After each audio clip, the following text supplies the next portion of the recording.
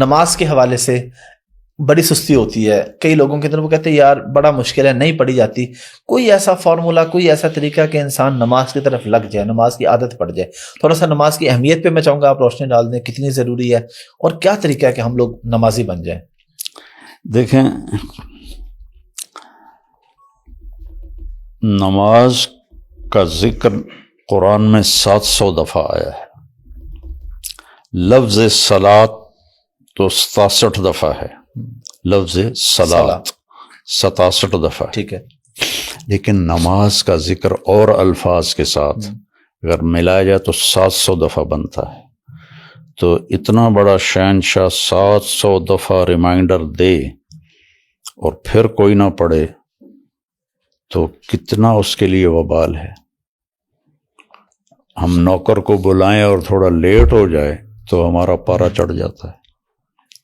اور اللہ کے نبی کی آخری وصیت تھی کہ دین 2 چیزوں کا نام ہے، عبادات اور اخلاق. تو میرے نبی نے الصلاۃ وما ملکت ایمانکم، نماز نہ چھوڑنا اور نوکروں سے اچھا سلوک کرنا. یہ 2 لفظ آپ دہرا رہے تھے. پھر جب اور کمزور ہو گئی آواز تو الصلاۃ الصلاۃ الصلاۃ، نماز نہ چھوڑنا، نماز نہ چھوڑنا، نماز نہ چھوڑنا. اس کی اہمیت کے لیے میرے پاس کربلا سے بڑی مثال کوئی نہیں ہے کہ جنگیں بہت ہوئیں. پہلی جنگ قابیل حابیل کی ہو گئی، لیکن انسانی تاریخ میں کربلا جیسی جنگ اور کربلا جیسا ظالم اور مظلوم کبھی نہیں آئے گا کہ نبی کی اولاد ذبح ہو، سر کاٹے جائیں، سروں پہ چڑھائے جائیں اور معصوم 2 سالہ بچہ بھی نہ چھوڑا جائے. اور یہ وہ ہیں جن کو جنت نہیں ملی، جنت کی سرداری ملی ہے. اللہ کہ سیدہ شباب اہل الجنت الحسن والحسین. اور جب حسن پیدا ہوئے تو آپ نے حضرت علی سے پوچھا کیا نام رکھا ہے؟ کہنے لگے حرب، جنگجو. آپ کہا نہیں، حسن. جب حسین پیدا ہوئے تو آپ نے پوچھا کیا نام رکھا ہے؟ کہا حرب. کا نہیں، حسین. پھر آپ نے فرمایا کہ یہ 2 نام آج تک آدم کی اولاد کو نہیں عطا ہوئے، یہ نام اللہ نے میرے بچوں کے لیے رکھے ہوئے تھے. کتنی بڑی فضیلت ہے. اور کندھوں پہ بٹھایا، ہاتھوں پہ اٹھایا، سجدے میں دونوں بھائی اوپر چڑھے بیٹھے.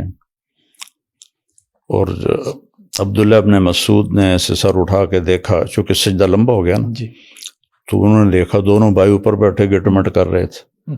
تو انہوں نے ایسے ہاتھ آگے بڑھایا ان کو اتارنے کے لیے، تو اپنے بغلوں سے دیکھ لیا تو آپ نے ایسے کر دیا. سلام پھیرتے ہی ان کو گود میں لیا اور کہا بے ابی ہما و امی لا تغوہما، میرے ماں باپ ان پر قربان، انہیں دکھ نہ دینا. چونکہ آپ کو نظر آ رہا تھا کہ آگے ہونا کیا ہے. تو ان کے لیے. اور پھر جنگ سے پہلے امام علی مقام کی آنکھ لگ گئی، آنکھ کھلی تو ہنسنے لگے. تو حضرت زینب نے پوچھا یہ کوئی ہنسنے کا موقع ہے؟ موت سر پہ کھڑی.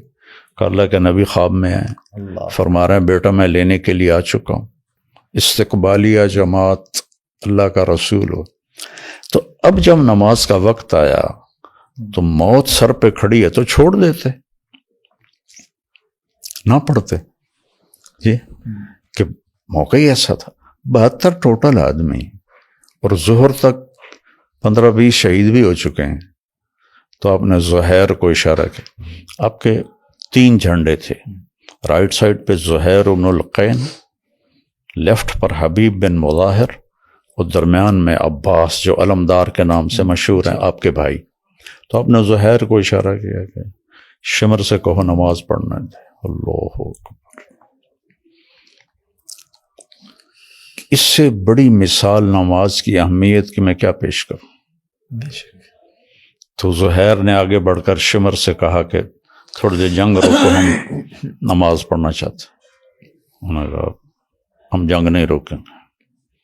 تو ان میں سے ایک کا نام تھا عمران، وہ جو نہیں، حسین بن نمیر. ٹھیک، حسین سین سے نہیں، سواد سے. سواد سے. ٹھیک ہے. اس نے کہا تمہاری تو نماز ہی نہیں ہوتی. تو اس نے کہا لعنت ہے تم پر، تمہاری نسلوں پر، آل رسول کی نہیں ہوتی اور تمہاری ہوتی ہو ہے. جاتی.